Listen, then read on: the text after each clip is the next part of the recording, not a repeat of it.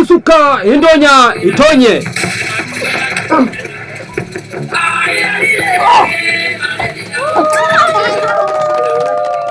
Umenifurahisha sana na inaonyesha na jinsi gani kwamba wewe ni shujaa kweli kweli. Babako hana mapenzi na wewe, hakupendi hata kidogo. Huyo unayesema kaka yako Lugoma hakupendi kabisa. Hii hali inaonekana sio ya kawaida.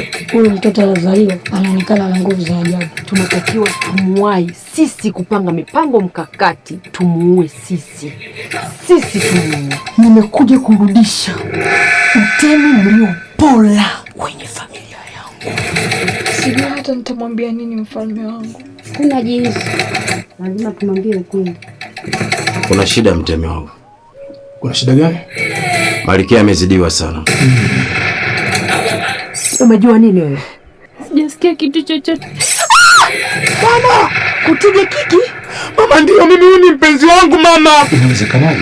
Nauliza, inawezekanaje? Hujui kwamba huu ni mkosi cheusi kuzaa mwanamwero ndani ya imaya yangu? Inawezekana vipi?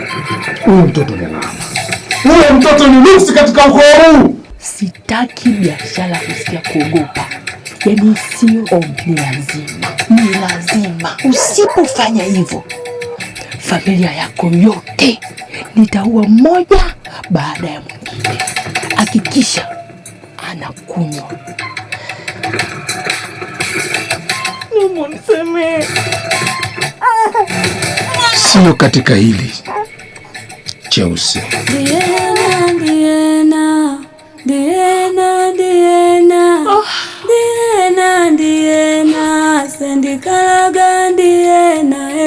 Mtemi alikuwa anakupenda sana wewe kiasi kwamba sisi wote tukawa tunaonekana kama takataka, lakini Mungu amekupiga laana.